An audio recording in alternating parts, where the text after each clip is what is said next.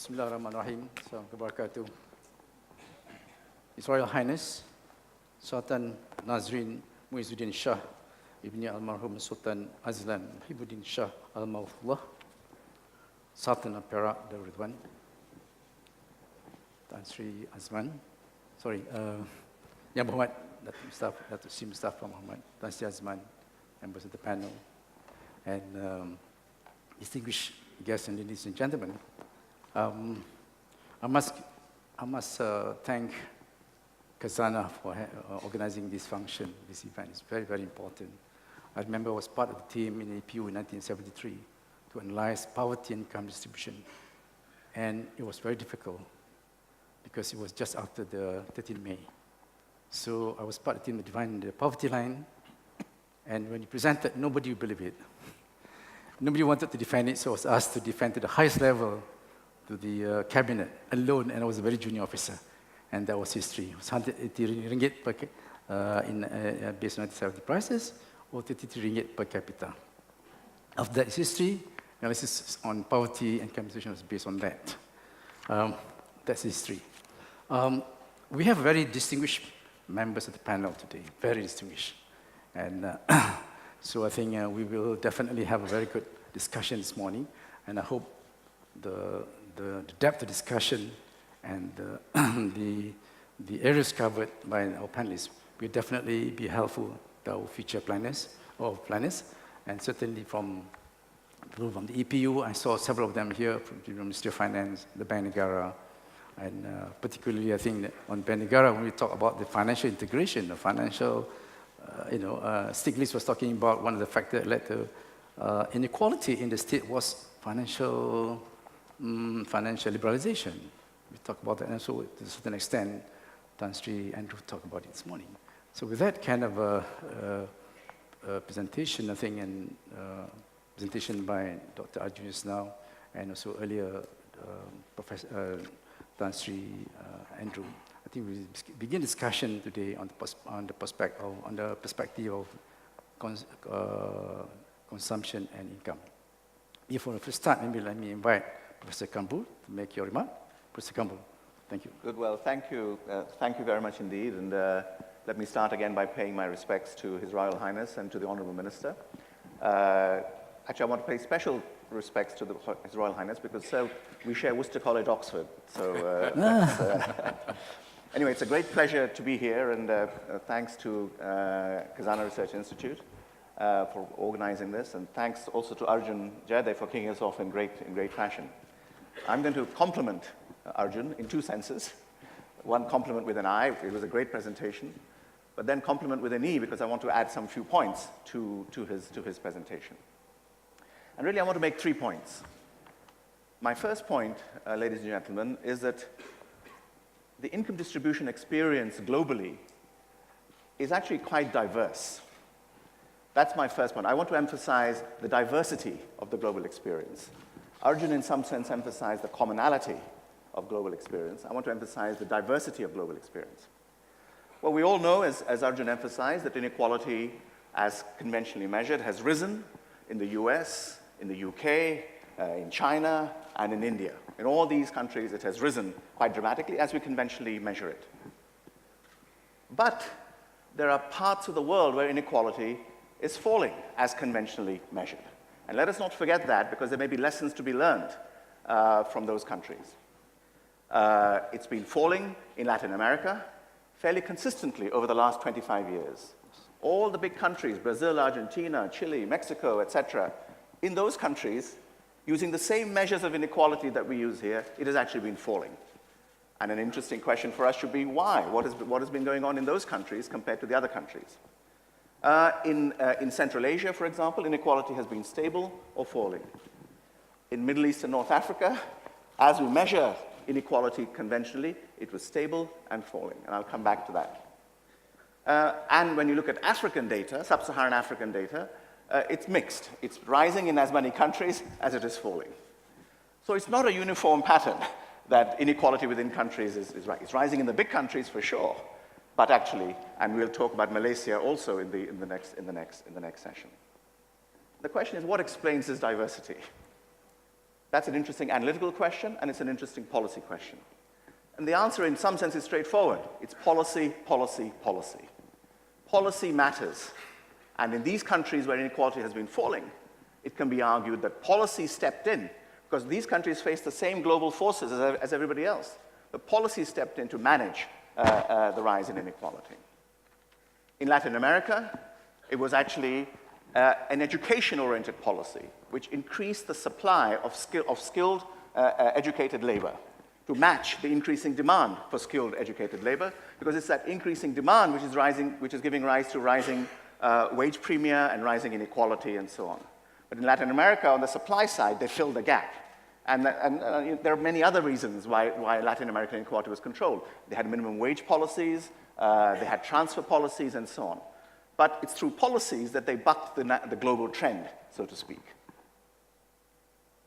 In Central Asia, similar sorts of things. It's transfer policies which explain that. And also in Middle East and North Africa, it's transfer policies, tax and transfer policies, subsidies and so on, which kept overall inequality in check, even though market inequality was rising, so to speak. And now let me come to China, that Arjun mentioned. We always tell China as the great story of rising inequality. And indeed, that's true. From about the mid-'80s onwards, for 20 years, Chinese inequality rose very, very sharply. I mean, the Gini rose from 0.3 to 0.5 or whatever. You know, it's quite amazing. But in the last 7 to 10 years, our own analysis, the analysis that I've done with my colleagues and so on, shows that Chinese inequality has plateaued and is beginning to turn down. It's still very high, but the rate of increase was managed dramatically, and it was plateaued and then turned down. Why? How did they do it? It was policy, policy, policy, policy. The inward investment, the investment strategy in the lagging regions, very important. Social programs in rural areas, health, etc., very important. Minimum wage policies in urban areas, very important. All of these have contributed to managing Chinese inequality. And of course, as again, I don't need to tell you about harmonious development and so on. Roughly speaking, 10 years ago, the leadership grew concerned about rising inequality. And then, in the way the Chinese do, they stepped in and said, right, we're going to control this thing. So policy matters. And I think that's very important. So that's my first point, ladies and gentlemen. The inequality experience around the world is quite diverse. I want to emphasize the diversity to complement the emphasis on commonalities that Arjun quite rightly talked about. And the diversity is explained by policy. In the US, the global forces were not only were they not countered, they were actually accentuated by reducing the progressivity of taxation. In Latin America, something else was done. In other countries, something else was done. So that's my first point. My second point, ladies and gentlemen, is the following. When inequality, again, is conventionally measured, is rising, that's a great concern. That should be of great concern to policymakers. But when inequality is stable or falling, there is no room for complacency. So it's asymmetric. When it's rising, you have to worry. But actually, when it's stable, you have to worry as well. Why is that? Because underneath the surface of stability, underneath that surface of the Gini coefficient being constant, there could be a lot of hubble bubble, toil and trouble going on. And if we don't go beneath the surface, if we as analysts and as policymakers don't go beneath the surface, we'll run into difficulties. And I think the classic illustration of this is actually the Arab countries. If you look at Egypt and Tunisia, the cauldron, the cradle of the Arab Spring, and you look at exactly the same data, this very same data, for 10 years before the Arab Spring, these measures of inequality in these countries were either stable or falling. Okay? So in these countries, where the Arab Spring came, and where the narrative is that it was inequality that caused this rising, in fact, our standard measures are actually stable or falling. And that should give us, that's an interesting analytical question as to what was going on. Why did this happen? And it's also an interesting policy question as to that, not to be put into a false sense of security by these measures. Okay? Thank you, Dr. Campbell. Maybe we stop there for a while. Okay. I'll come back to you later. Yeah. So maybe let me invite Tan Sri Andrew. Ampun, Tuanku. Yang berhormat Menteri Perdagangan Datuk Sri Mustafa Muhammad, Tan Sri Datuk.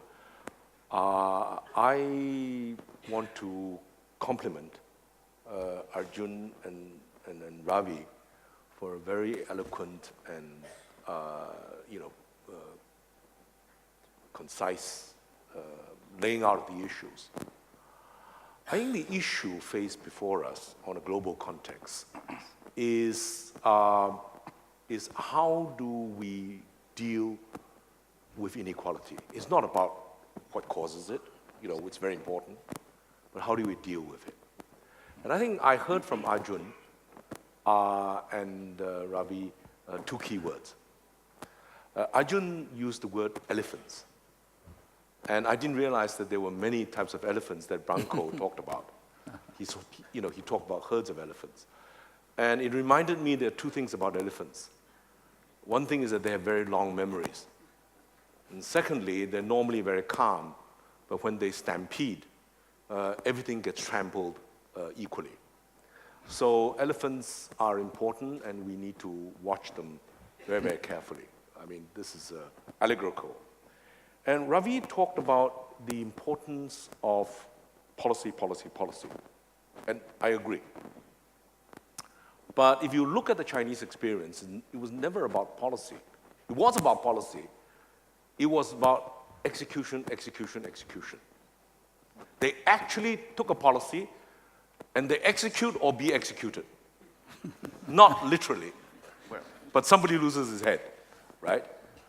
And that, in a sense, is what it's all about. Because if you care about inequality, you should do something about it. I'm not saying that you should do it in the Chinese way, because every country, I think Ravi pointed out very, very correctly, that there are very, very diverse solutions to all this. So to a large extent, I think the global context does tell you, and I hear Ravi very loud and clear, the danger signals is, to use another economist term, Minsky, stability creates its own stability. We entered into the 2007-2008 crisis with very good numbers. Everybody was very happy.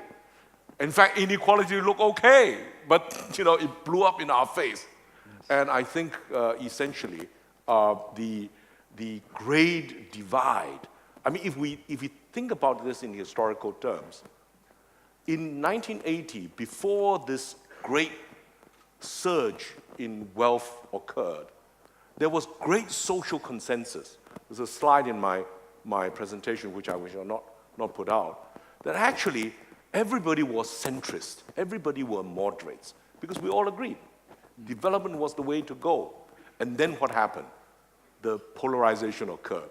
The rich got richer, and the lower middle class, the white middle class in America got angry, and now we've got populism, right? So these issues are actually global, because within country, as Arjun says, within each country, the inequality, the divides occurred.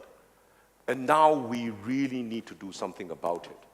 And I think the conversation that we have today is actually not about how we diagnose inequality, but what is the right prognosis, and what do we do about it. And doing something about it is much, much tougher. And in my personal view, and this is a very personal view, it's actually breaking out of the collective action trap. Because if we disagree, we can't agree on a solution, right?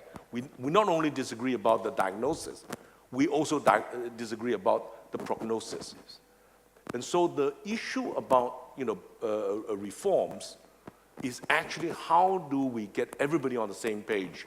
How do we agree? How do we frame the conversation in a way that we can agree on how to move forward together? And that's a very tough question. So let Thank me you, just stop Andrew. there. I think it's a good combination. Professor Kang was talking about policy. You're talking about execution.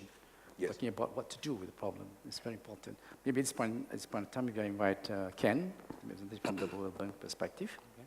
Please. Thank you very much, Tan Sri Sulaiman. My respects to the student of Perak.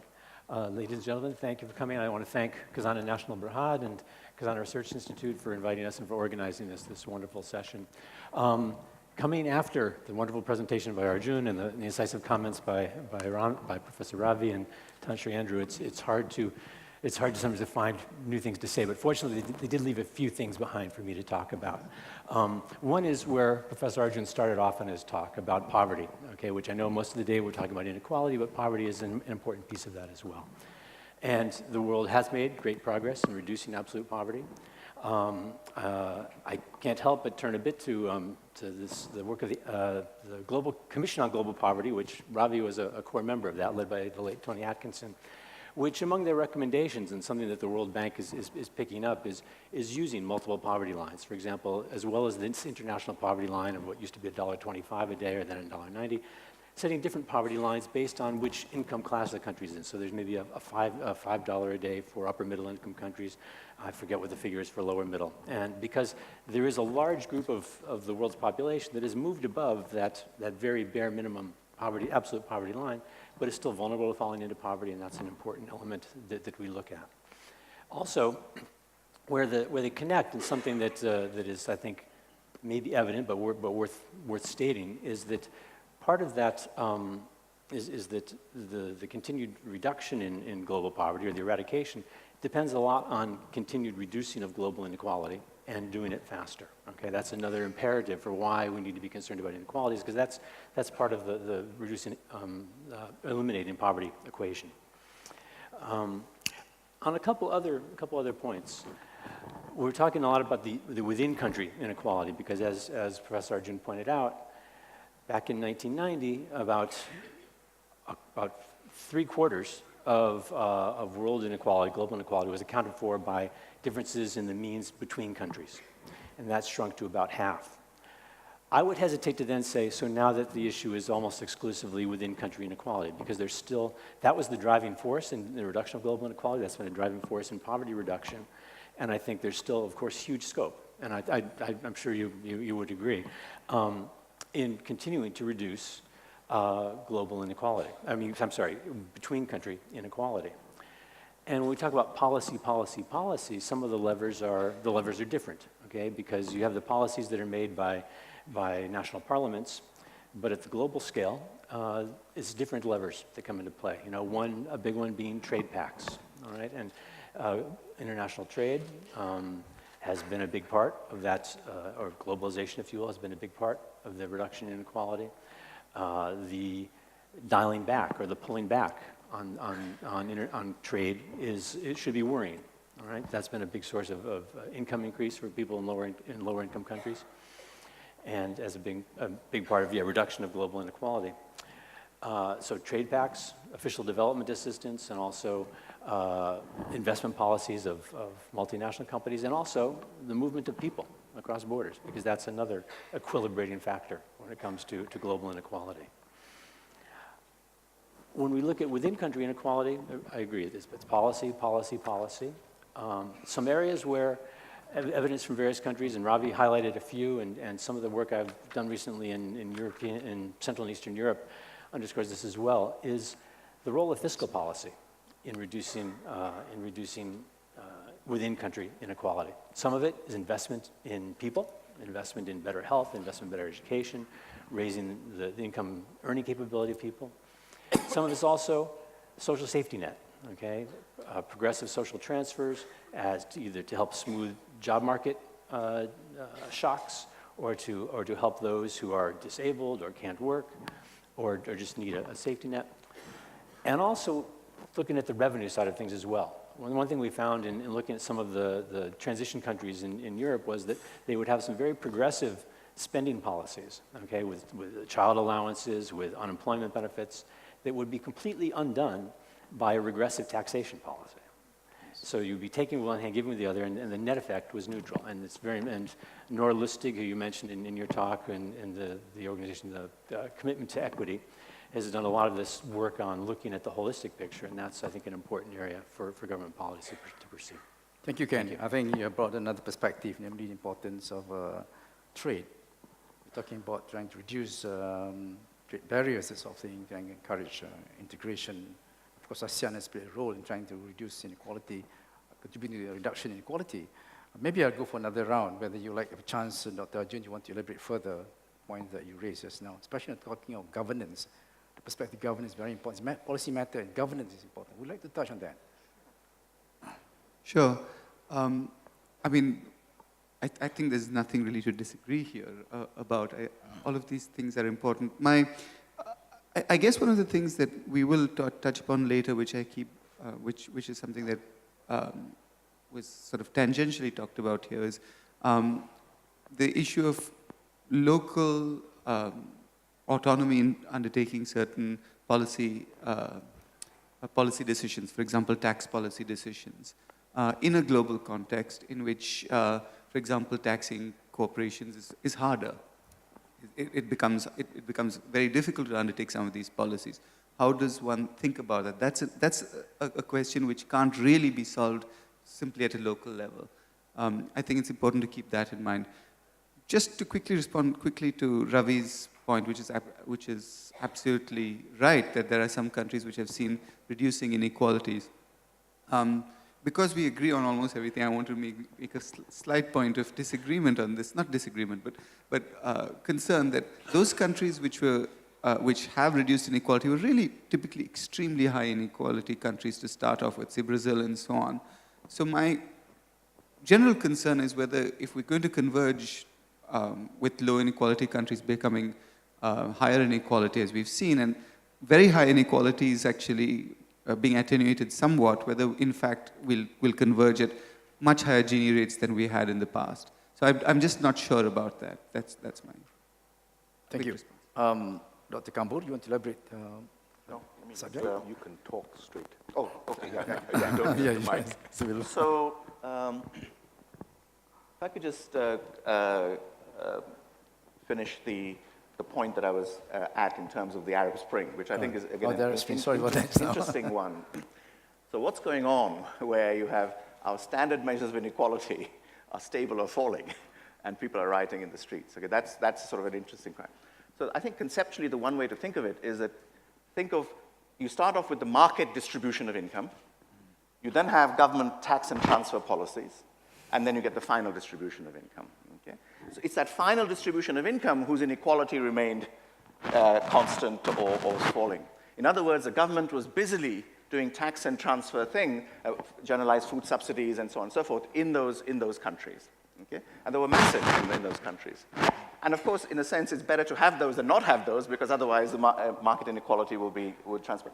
But in some sense, what people were reacting to was high levels of market inequality, high levels of unemployment, which lead to high levels of market inequality. The fact that I'm unemployed, but then I get a government transfer, I mean, it's better to have the transfer than not have the transfer, but it's the fact of unemployment which is the key issue. So I think my point is that we should be going underneath the surface of this Gini coefficient. And for that, actually, and this is my final sub-point here, and then I'll stop, is that we need access to data. In order to go below the surface, one can't just simply have a national level Gini that's put out and so on. We really do need access to the detailed data to be able to tell these stories. And in some countries, you have access to those data. In other countries, you don't have access to the data. And I think this is something for policymakers to think about, that the more of this detailed data that's made available, the more likely it is that we're able to pick up on these stuff going on beneath the surface, which will eventually come to bite us, I agree with you on the importance of data. I think in this regard, Malaysia is very rich with data. Malaysia is very rich with data. Our Department of Statistics collected a very good series on income, on data, on expenditure, and also on the labor force statistics, education, that sort of thing. So good data in last since 1973 when the HIS began. So we have good data. It's very important. I don't know whether Tan Sri Andrew, you want to elaborate on. Well, I totally support the idea to get the data to understand where the poverty is. But if I may very quickly move to the slide about the World Economic Report. This slide basically shows that Malaysia has used all the tools to address inequality, actually with varying degrees of success, especially on education. But the latest World Inequality Report, which I think everybody here has contributed to, has 4 major recommendations. Number 1, progressive income taxation. Number 2, problem of tax evasion. Number 3, importance of achieving more equal access to education and good-paying jobs. And number 4, for governments to invest in the future.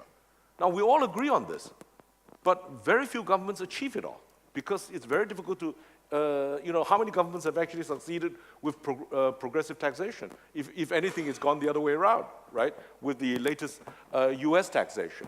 So my fundamental point is really this, that, whatever you say, you cannot deal with inequality unless you have a national social compact. And because we can't deal with this at a global level. We can only tackle inequality at the local level, the national level, right? The global inequality, money goes to offshore financial centers. What can we do about it? Unless you're in America, you decide to take this action. But even America couldn't care. I'm sorry to say this, couldn't care less now about this issue. It's all fake news, right? Inequality. So it's very difficult to get global consensus on this issue. And redistribution will always result in winners and losers, so that if we have to agree, we have to agree on this issue. Now, the winners will always argue, allow the rich to get richer first, and then we distribute later. That's the standard argument that we've heard for the last, 30 years. But the problem is that once they got rich, they want to preserve status quo. And it's understandable. But then it's much more difficult, to deal with this. So I think framing the right, conversation about this, that if we don't tackle this issue, I mean, that's the Islamic finance one that I talked about, is critical. And this is where I think, we need the cooperation between the ABCs, academia, business, and the civil service to represent, the government, right? We cannot deal with inequality in silos. This is an ecosystem problem, and academia need to do the research, which we need the data. The business need to have more, social inclusivity and understand they have social responsibility. Yes. Nobody says this better than, Dulu Yang Mahmud Mulia, Sunan Nazrin, who has actually, encouraged us all, including businesses, to care and share, that we are stewards, that the business community is very important. But the civil service, which implements all these policies, need the input from everybody to be executed. So I think the crux of all this is that if we have if we frame the issues in such a way that we arrive on the same page, then we can execute the policies much more effectively, than hitherto. Thank you, Andrew.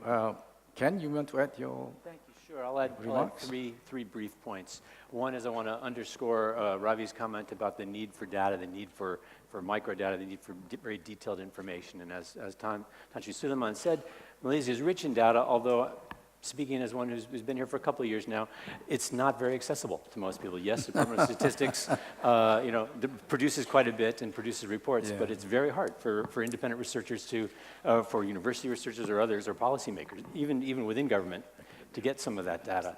And the Department of Statistics cannot do it all alone. Okay, you need some of these great minds in universities and think tanks to do that. Secondly, is what Tan Chuan was saying about people, they talk about, well, let's worry about growth now and redistribution later.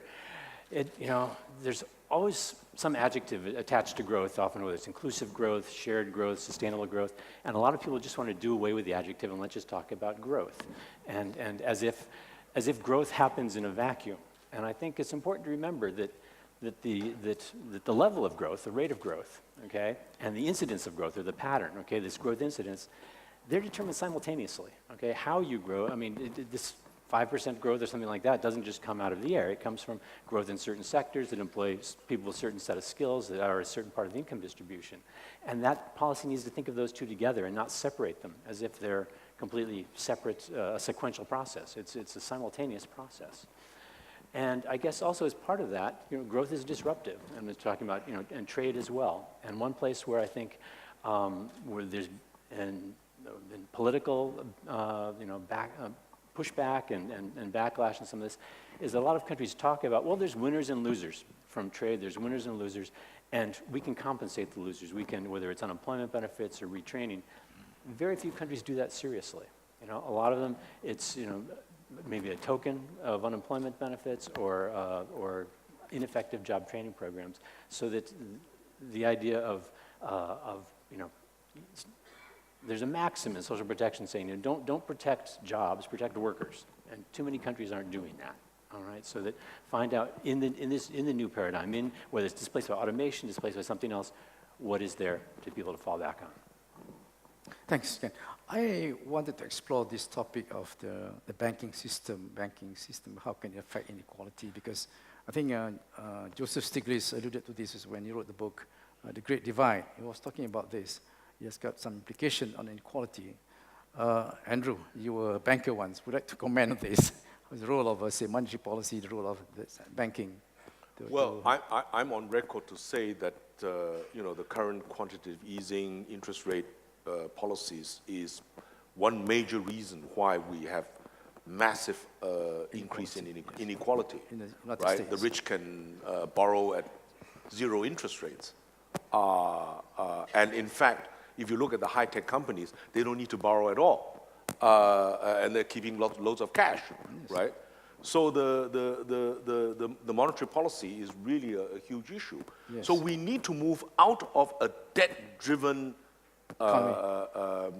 economy to an equity-driven economy, where there's risk sharing, and, you know, because we're all in this together, right? If there is inequality, if, you know, some has more than others, you know, we cannot say that I'm going to do well, and too bad, you know, you're the other half, and I think that's critical. So the reversal of quantitative easing is critical in this game. Thanks. But it's more than that. It is that central bankers need to get out of their heads that they are not in a political economy. I think they're kind of in this area of income distribution, very recent. Yeah. Their concerns. I think I saw Bank Negara trying to develop, you know, trying to analyze this problem now. Anyway, I'd like to come up with our 2 researchers here, whether Dr. Arjun wants to elaborate further on these points raised by Andrew, points raised by Ken. Dr. Kambu? So I wanted to just touch on something that Arjun touched on, which was actually going to be my 3rd point, which is this and we'll have a whole session devoted to it at the end of the workshop deliberately. But let me just presage that, which is that this connection between local policy and global policy. Yes. And, you know, obviously you take the global constraints as given and you do the best you can at the national level. But one of the things that's happened over the last 15, 20 years is that the prospects for independent national policy on the distributional front have obviously worsened. And the obvious example is corporate taxation, for example, where suppose you want to say we want to do this education thing to manage inequality. Well, you need revenue for that, and let's say corporate taxation might be a route to that revenue. Well, we just see what's happened in the U.S. with the tax bill. They're going to slash the corporate rate of taxation. Well, that's obviously going to lead to a race to the bottom. Different countries. So if every country is lowering its corporate tax rate, and therefore every country's revenue is then falling, therefore every country's capacity to address the increasing inequality in the country is therefore lowered. So given the international environment, each country does the best that it can, but it's the international environment which is problematic. And that is a big change from 25, 30 years ago, say at the time of the NEP and so on. We have a very different economy. So I turn to Andrew to say what might be the solutions to this. For example, in the European Union context, there's always a discussion of tax harmonization. okay? Or a minimum tax floors, so that you don't sort of go just racing each other down in the thing. And that's to the extent that we can somehow generate that would obviously help our domestic inequality addressing policies. But that's a major constraint. Thanks, Kambo. But another aspect is fiscal policy, because fiscal policy can also be an instrument to address income distribution, maldistribution. And most governments are facing deficit now. And certainly for Malaysia now, we are having big deficit, about 2 to 3%, and that's going to be addressed within many, many years before it can reach zero. I wonder how does the World Bank feel, whether fiscal policy has still an important role in terms of addressing inequity. First of all, I don't speak for the World Bank. No, I mean, please. Okay. How do you see?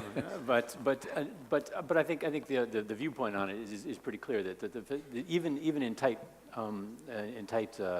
fiscal times or when under fiscal consolidation, if you look at the revenue side of things, the route for and I think this was brought up earlier, progressive taxation is an important way of addressing inequality, and it can be done without killing growth. It can be done still providing the funds you need for the necessary government expenditures. So I think it's, too often people look at the spending side of things and forget about the revenue side as if that's somehow neutral, and it's usually often not. And that's been a part of as noted earlier, part of the growing inequality in some countries is a move towards more regressive tax policies. As Andrew said just now, we have used so many instruments to address inequality. I agree with you, Andrew. And also, we've touched is your fiscal policy. Maybe at this point, let me invite comments from the floor. Let me welcome comments from the floor. Any comment? Okay, we have a question here. Based on the reform in education in Latin America, do you think it would be applicable to minimize the rate of income inequality in Malaysia? And will you take up this question? Role of education. There's a question there, actually. There's a question from That's all. Top question, 5. Second question, if stable... No, I think Tanushree is pointing to the first question. But there's and a then lady, later. lady there who's asking. You have no, this side. It's on there. Yeah, we're taking them online. If stable, reducing, and increasing inequality is not favorable to policymakers, what would be the optimal level of inequality? Third question was, China's inequality has improved, mainly attributable to trade openness.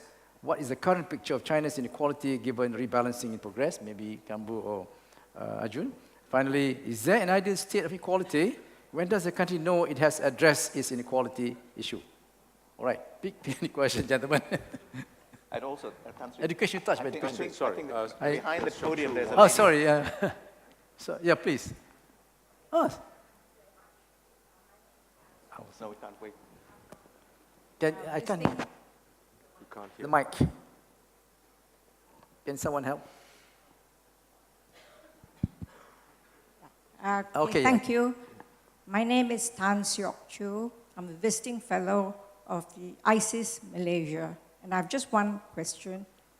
In the discussion about income inequality, why is it there is no discussion on gender income inequality? Because would this not affect global income inequality?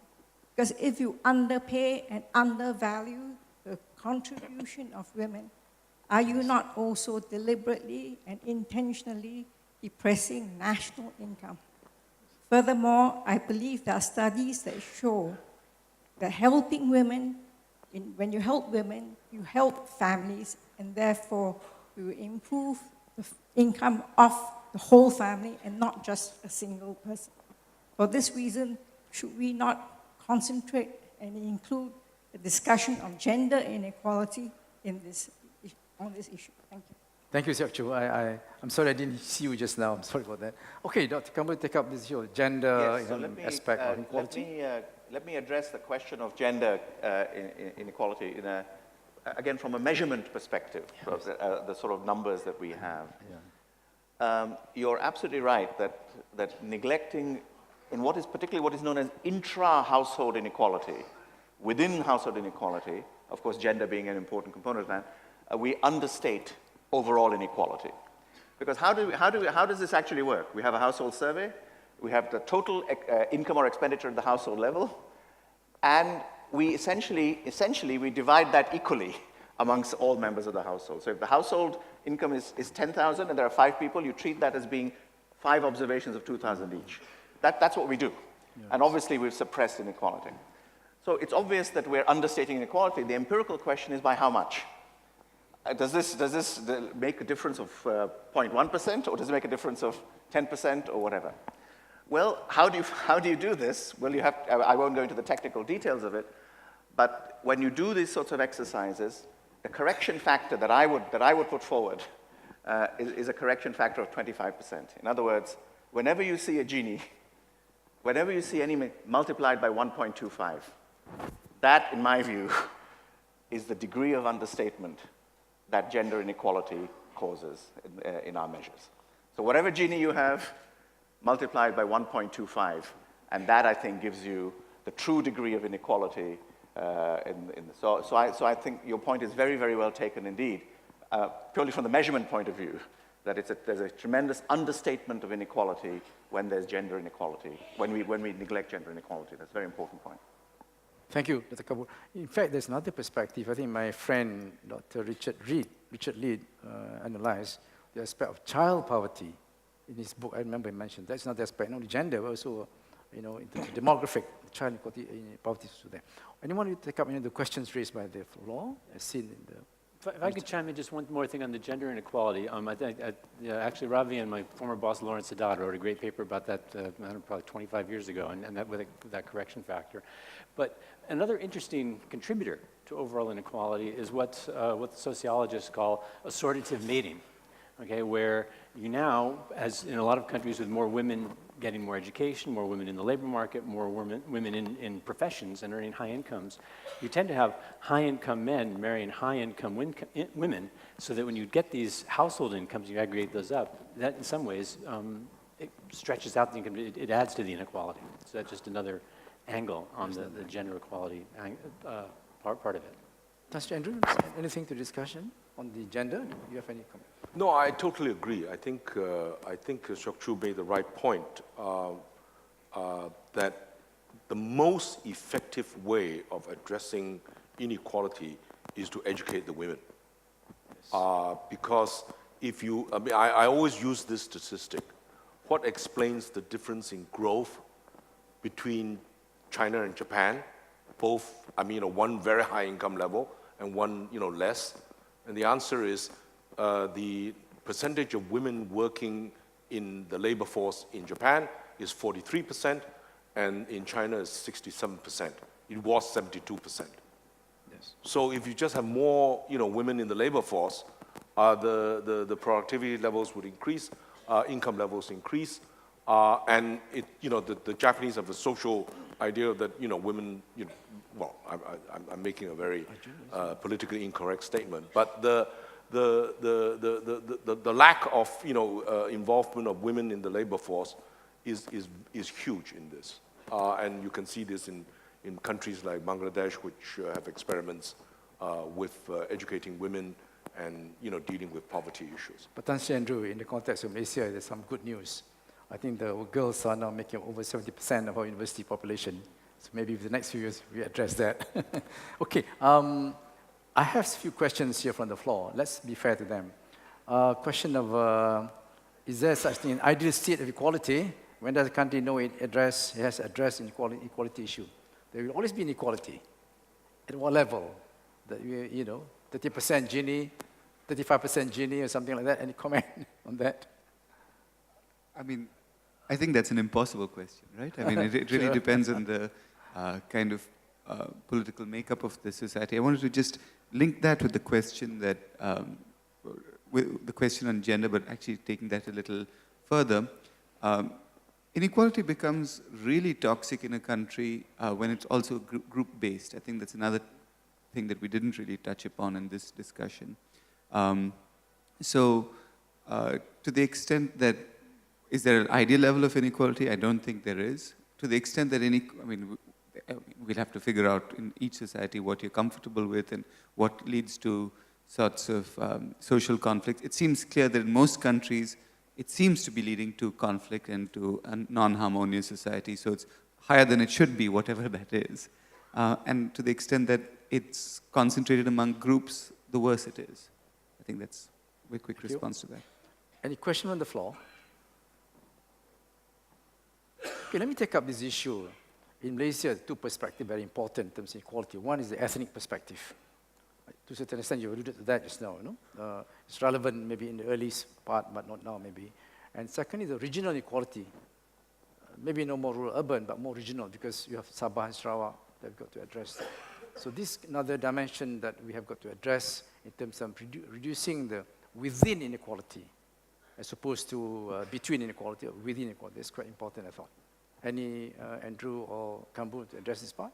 Yeah, so I think this is, again, very, very interesting. So the regional issue, again, for certainly for large countries, like India and so on, but also for countries with a federal structure. Yeah, the regional thing is very important.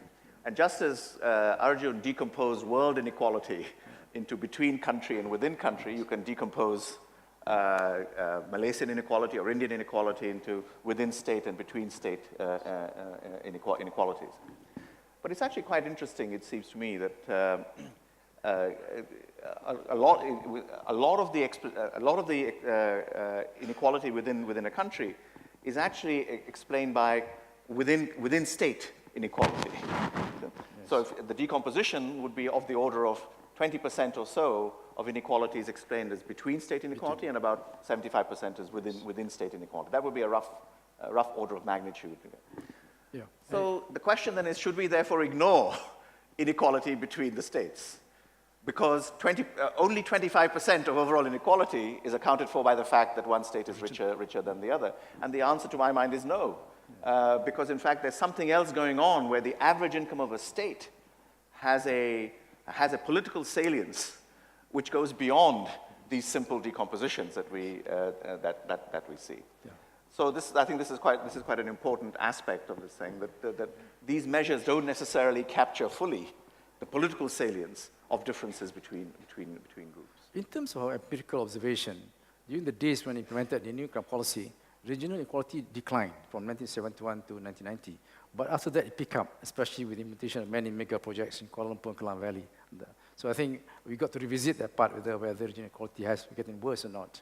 No, but again, China is a very interesting example as well. I mean, the sharp increase in inequality in China from the 80s onwards, with the opening up and so on, was obviously, a lot of it was driven by spatial inequality. Obviously, the coastal provinces are growing very fast and so on. And the government's reaction to it was also spatial in nature. It was investing in the inland areas and so on. And that's, again, a very policy way of thinking about it. Because, in fact, the state is thinking in terms of these provinces out there being a political issue as well as a normal economic Thank you. issue. You want to say something, Dr. Arjun? Andrew? Well, I think you're from Sabah. Maybe you take up this issue. The key, this discussion about inequality raises the fundamental question: is what creates value, what creates wealth? And Eric Beinhocker from McKinsey, who's now at Oxford, basically said wealth is created by three things. A technical model, which is science, basically. Then there's a social model, social technology, right? And then there is business models, okay? So you need to get all three right. That means, you need to get the science right. But to get the science right, you need a social model. How do we organize socially to take advantage of science? I agree with you. That's very important. Right? Andrew. And then that is not just science. The point that I was trying to make about Islamic finance and caravans is the business model. If the business model is wrong, like what debt model is wrong, if you give more people debt and there's a shock, you can't get out of debt traps. Yes. That's what a lot of poor are suffering from. So we come to this hard issue. Is no longer about the labor theory of value, because that's the old model. It's about the information technology creation of value. Now, if you're living in a rural area without proper water, without proper electricity, how are you going to get access to knowledge? Somebody in the urban area has got an iPad, immediate access to information, fast, information, and somebody in the rural area can't even get basic electrical lights. right? With no proper water, no health, health problems are bad. So all these are disadvantages. And I come to a lesson that I drew from my own experience in Malaysia, and it's very straightforward. You spend money in the rural areas, it will come to the urban areas. You spend money in the urban areas, it does not necessarily go to the rural areas. Yes. So actually for the government to counteract the natural market forces of concentration is a good thing, right? It's a good thing. So we do need to have a very clear, a conversation on what the crucial issues are. And I think the issues are now, the technology is now available for us to deal with inequality. The question is, how do we get agreement to do this? Yeah. And there's some very tough decisions to be made. Yeah. You bring back on the importance of the role of the government here, Andrew. Sorry? You bring back the importance of the government role in terms of addressing Absolutely. inequality. I mean, with inequality is a market failure. And so what is the state going to do about it? Yeah. It's a straightforward issue.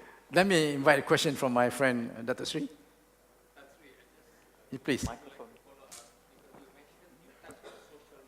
Yes.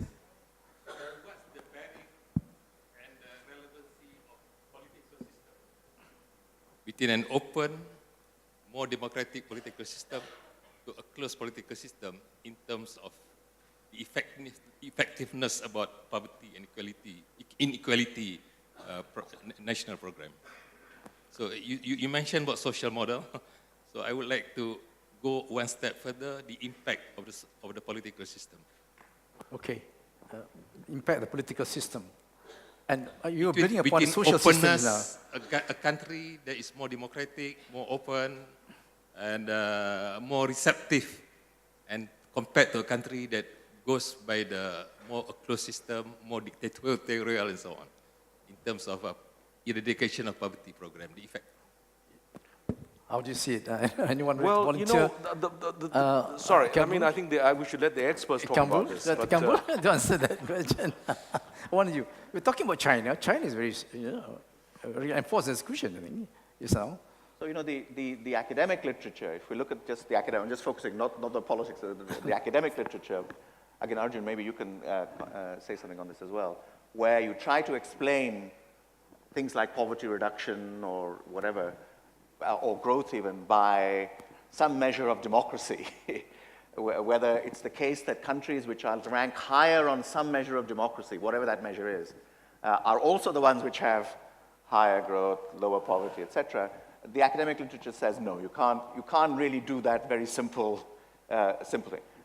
The huge counterexample is China. On any conventional measure of democracy, because there are no elections, China would rank very low. But you saw the poverty reduction miracle in China.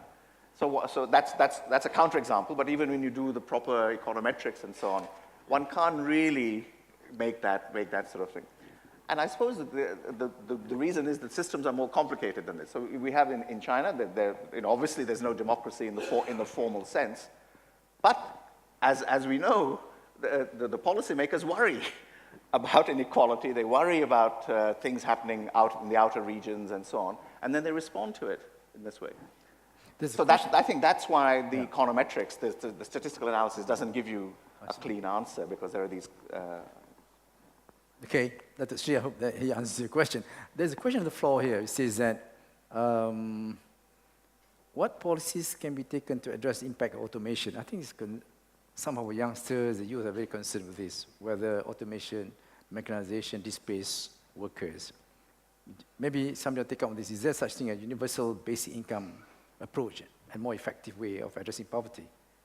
Well, I haven't answered his question, but let me answer it this way. Sorry, it's if I may be very open about openness. The first thing to remember is that inequality is not an absolute issue, it's relative. So the old standard joke was, success is relative. The more success, the more relatives. Yes. Right? Social Now, theory of relativity. so the same with openness and closeness. We seem to, and this is, to me, this is the major problem. We seem to talk about markets and government as separate things.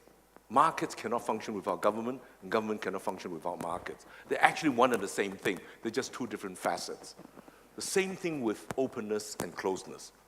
There is no such thing as totally open, because if you're totally open, you could be subject to all the kind of problems. And I think Ravi's point was very, very good, which is that with the giants, especially in America, cutting tax like this, it makes life for us very difficult.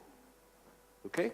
I mean, you know, if they bring tax down to 20%, and then they say if you invest in technology, which is all about labor saving, that means you de facto have an effective tax rate much lower than 20%. How are we going to compete? When we probably, as a country, need a minimum of 25 to 30% to finance all our social redistribution issues. So the open closeness issue is we cannot be closed because the world is open. You know, yes. The borders, we're living in a borderless world, more or less borderless world now. And that is the real threat. I think Ravi has pointed out this, and I want very much to hear about his thoughts about this issue. But there we come now to this dilemma. And I think the true, and I'm a very, very practical person, in reality, there is no such thing as absolute open, absolute close. There are certain areas we can close, and certain areas we can open. And how we do this would depend very much upon our own special comparative advantages. It's not a, you know, one answer, but that's the general direction we should go. Thank you, Andrew. Any questions from the floor? Yes, please, Dr. Arjun. So I wanted to take a question. quick crack at a couple of those questions about what policies can be taken to address the impact of automation on job losses. Of course, this panic about robots coming to take our jobs has been a panic which has been there for at least 100 years. And it might be that this time is different. I'm not 100% sure that this time is different. I mean, it certainly is the case that in some places you're actually seeing rapid automation and job losses. My sense is that people are worried about things like universal basic income and so on because they genuinely don't see the role of possibilities of actually expanding employment through things like the public sector or anything anymore. I'm not sure we should think we should be so defeatist about automation at the moment. That's one thing I just wanted to quickly address. There's another nice question. Do trickle-down strategies ever work? I saw that question. And I want to just link it to something that Ken said, which is, my quick answer is just by themselves, no. I mean, I think that the answer is clear on that. But what Ken said, I think, was interesting, that the phrase is inclusive growth. And you need both. Actually, it's, you know, he was emphasizing the fact that inclusivity people forget. But we also can't forget growth. I think part of the reason why we're talking about China's ability to rebalance and so on is because you had this enormous amount of growth, and both are necessary. Now, the bigger question then becomes when planetary boundaries begin to bite. That's something that I'm more worried about. Thank you. Okay, I saw one person raising hand just now. Yes, please. Yeah, please. Hi, good morning. My name is Sharon Raj. And my question is, based on your data, our inequality rate grew after 90s. And the only major world event at the early 90s was the fall of the Iron Curtain. And that's where the race to the bottom began, because now the whole world is open to all the MNCs and the capitalists to leave Europe and America. So my question is to all this panel, did the fall of the Iron Curtain was the very reason that the inequality rate accelerated? Thank you, Raj.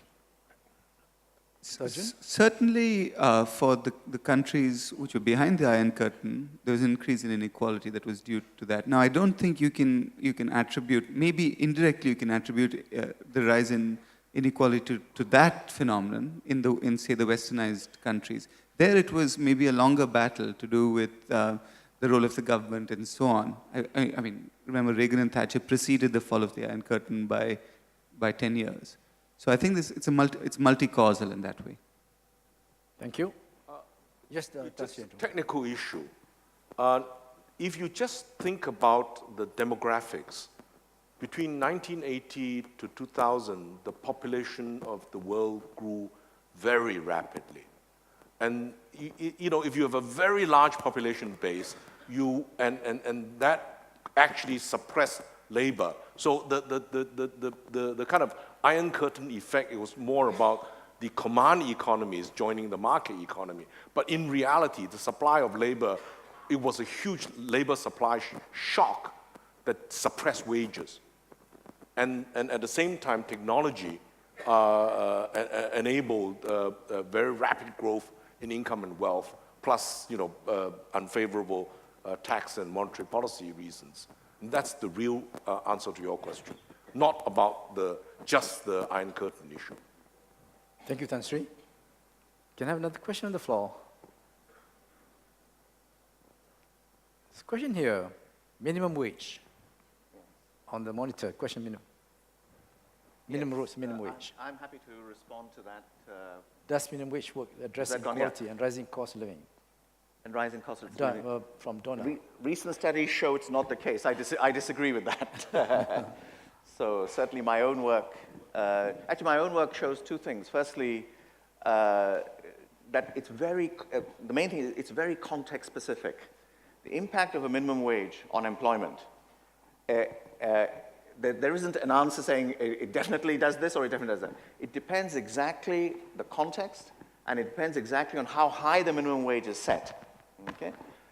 So for example, in some work that we've done in South Africa, where we looked at 6 or 7 sectors where minimum wage is introduced, for 6 out of the 7 sectors, actually it didn't have an effect on employment at all. In fact, if anything, it increased a little bit. The 7th sector, it had a negative impact on employment. And we can explain the context and why and so on. So even in one country, introducing separate, South Africa is a country where you have sectoral minimum wages. For every sector you have minimum wage. And so you can do an analysis where for these sectors it works, in these sectors it doesn't work. Now in the national debate, as you might imagine, one side used 6 of our 7 studies. The other side used the 7th of our 7 studies. So one side said, oh, it works, and the other side said it doesn't work. So that's my major conclusion, is that it's very, very context, and it's an empirical question. One can't take an ideological position on it one way or the other. So if you were to ask me, well, what would be the impact in Malaysia? My answer is, I don't know. One would have to do the analysis in this particular context to do that. We just invented minimum wage policy about 2 years ago. We've yet to see the impact. I've got a few more minutes. Oh, yes, one question. Tan Sri Azman, please. The sponsors of the last day. Not a message from the sponsor, but a curious, extremely useful.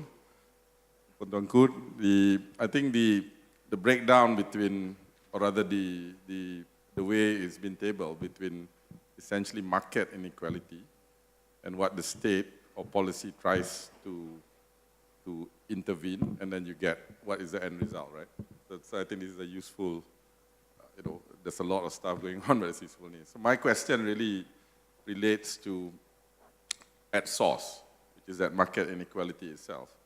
Now, if market players, including people like ourselves as investors or corporations, in a week where the headlines are dominated by a certain Mr. Fink, Larry Fink of BlackRock, the world's largest fund manager, has come out, and of course it captured all the headlines, to say that we will not invest in you unless you help to address social issues. Now, this is pretty big. So Ravi, while you were flying, Larry, you were saying this. The fact that BlackRock invests half of their money, more or less, into passive index funds, I'm not exactly sure how he's going to do it. It's another matter, but I think it does capture a headline. Maybe this is in preparation for Davos next week, where Oxfam will, of course, announce this year maybe 7, not 8, control 50% of wealth, right? So the plutocracy, as you call it, or the market side, as I kind of briefly addressed this morning, that, CEOs and corporate people, 10, 15 years ago, the issue of inequality was certainly not even, I would say, top 10 agenda items. Today, top 3. Whether out of love or out of fear, we can debate. And to the extent that whether it's just the CSR movement, or instead of building high-end condominiums, you actually make reasonable money, but do it at scale to build truly affordable housing, for example, what some may call impact investment. So we are in that space. I think we're trying to do. Not so easy because it is an open system, and you have to have the growth before you can have the inclusivity, or they're all related in the long run. So whether the panel would like to comment, the basic idea that we got to do this at source. Because the amount of intervention, as mentioned, government's fiscal capacity, and perhaps even their execution capacity, let alone the third element perhaps is the social and the political space. And people are naturally squeezed, demanding, that space is getting smaller and smaller. So therefore, actually, those with the money and the cash, and Andrew alluded the big tech firms, for example. So this year, start of year, I learned a new word, techlash, backlash on technology companies, right? So this is very real. They're no longer the small Robin Hood companies. They are humongous, and guess what? A lot of that behavior becomes essentially, predictable behavior that we saw with the oil companies or AT&T and all the other large companies. So just to nail that down is at source, how do you see the trends and what more can be done? Thank you. Thank you, Mr. Azman. Any members of the panel would like to venture to answer the question? Very quickly, I think both, in fact, I wouldn't just stop at market income. I think both are certainly important. The experiences, even say within Scandinavia, you actually see that there's very big differences between market and final and redistribution, but they end up roughly at the same amount. I totally agree that we have to start thinking about whether, in fact, the market returns are justified. Are people being paid their marginal product in some sense? My sense is that what has changed, there's no reason to believe that things have changed so dramatically that people who were much more, are much more productive now, the CEOs are much more productive now than they were 25 years ago. Right? So in that sense, I think it's a question of politics and norms as well. And that is something that has to be changed through the political process. I don't think that the market has anything to say about that. Doctor, thank you very much. Maybe I invite members of the panel to say another minute or Just so. a final thing on the, so I think that this distinction between market inequality, then tax transfers leading to final, I think it's useful. But in fact, there are connections, obviously. So suppose you say education policy is something working at source. Let's say that's improving education, that's affecting market inequality at source. But in order to implement that education policy, one needs revenue, one needs fiscal resources, and you need to therefore tax it. And therefore, we're now in this realm. And the constraints on corporate taxation therefore inhibit your capacity to work on the source thing. So in some sense, I would talk about the interrelations between them having established the categories. Thank you, Dr. Kambul. Ken? Just a little bit off that same point from Ravi, I think we talk about addressing that source, that market income, we go back to source. The three big words are equality of opportunity. And something we haven't talked about much this session, but making sure, that's, I think, really has to be a focal point of policy, is equality of opportunity, and then outcomes are a separate issue. That's Andrew? Yeah, I think, 1 minute. if I may sum up in one sentence, we're not facing a financial crisis, we are not facing a fiscal crisis, we are actually facing a moral crisis. The issue is, what is the moral role of business, and also the state, is critical, and we're having this conversation. So I think it's, in order for us to move forward, we have to bring the political economy back into economics, which has tried to become very neutral, very scientific, very objective, but actually has ignored the ethics of it all, which is why we are blind to inequality. Thank you, Dr. Andrew. I think you have nicely put the wrapping up of the discussion we had, touching so many aspects of the topic. And I don't want to say much. I think we have definitely, I'm sure you agree with me, we have definitely uncovered so many dimensions of the issue of inequality and poverty in the country. And I think, as mentioned by Tan Sri Andrew just now, it's a moral issue. It's not a financial crisis. It's not a monetary crisis. But it's a matter of how can we rise up to address the problem. Make it like moral, a moral issue, so that all of us, we try to contribute to this process, what you talk about, just a national social compact. The way we did in 1970s, I remember. I worked with the bank, FAO, and then the whole academia to come up with this new kind of policy, how we address income distribution equality. And that was the basis for which we implemented the next 20 years, 71 to 1990. And maybe we've got to revisit this topic. It's very important. Tuanku, I think saya kena tutup. Terima kasih Tuanku kerana hadir majlis ini. I really feel humbled by your presence. I'm extremely honored by your presence, Tuanku, and panel members. let's greet our king in our normal way. Thank you. Thank you. Thank you. Thank you. Thank you. Thank you very much.